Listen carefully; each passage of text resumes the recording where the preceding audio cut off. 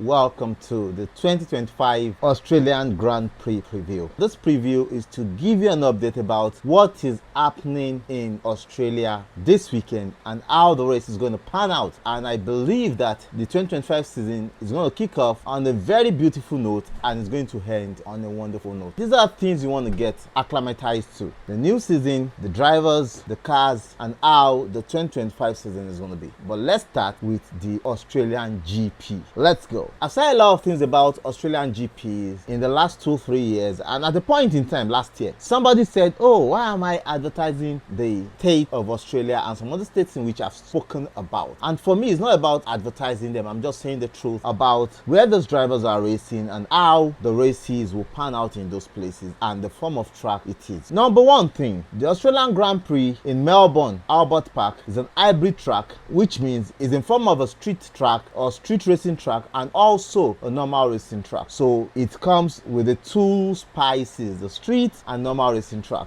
and it gives a whole lot of vibe because on Albert Park there are so many things you can enjoy. The collision, the track. You can remember 2023 with a lot of collision, 4 restarts in a 58 lap race. You can't beat it. Albert Park brings all the excitement, all the adrenaline and everything together. And remember, since 2023 George Russell has not won a race or has not finished a race in Albert Park. In 2023 he had his engine blown up. Boom. In 2024 on the last lap he got too close to Fernando Alonso and he said Fernando Alonso brake tested him, which I think Fernando Alonso did, but he was too inexperienced. Fernando Alonso pushed him too much, pushed him a little, pushed him extra, and what happened? He went off, he veered off, and that was his mistake. It's a new year, you don't know what is going to happen. It's going to be interesting, I can tell you that. So the Albert Park has hosted race 7 times. Michael Schumacher and Lex Davison had been drivers that have won the Albert Park race 4 times, and Ferrari winning 14 whooping times. Carlos Sainz won 2024. Yeah, he won. He started right behind Max Verstappen, but Max Verstappen took the pole position, but unfortunately,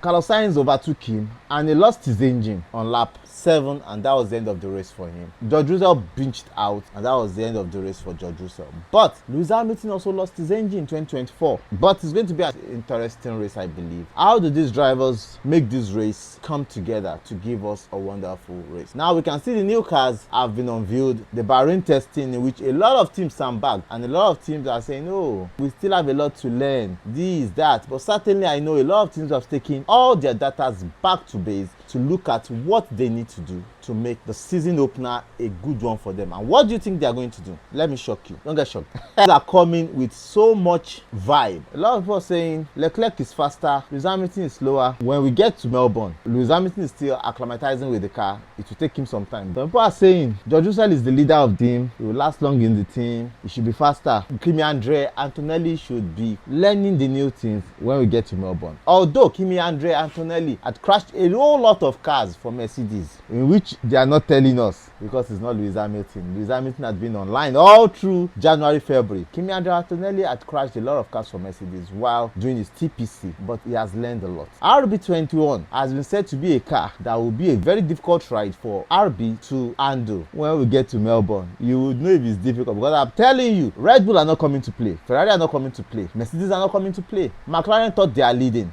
but in the first race we will know who has the best driver and who has the best car. It's going to be an interesting one. Max Verstappen had been a benchmark driver. How does he fare into 2025 season? We will see starting in 2025. We would see Andre Newey bringing his own idea into Aston Martin. We will see McLaren trying to vie for a championship because I believe they don't have a pedigree. They don't have a championship winning mindset to win a championship yet. But will McLaren tell me, oh, you don't know anything, we can win championship? Let us see if they can do that. Can McLaren do it? I doubt. But I can tell you it's going to be an interesting 2025 season. But also the midfield team, some of them are showing good impulse, good agility, good strength. I'm talking about Alpine, I'm talking about Aston Martin, I'm talking about Williams. Sauber said they have a resurgence. Meanwhile, I said they are hiding a lot of things. 2025 opener, you don't want to miss it. Let's get to Melbourne, let's get the first second race and see how it is going to pan out. Catch you in the first and second practice of the Melbourne Grand Prix in Australia. I love you guys. Bye. Cheers. Woo.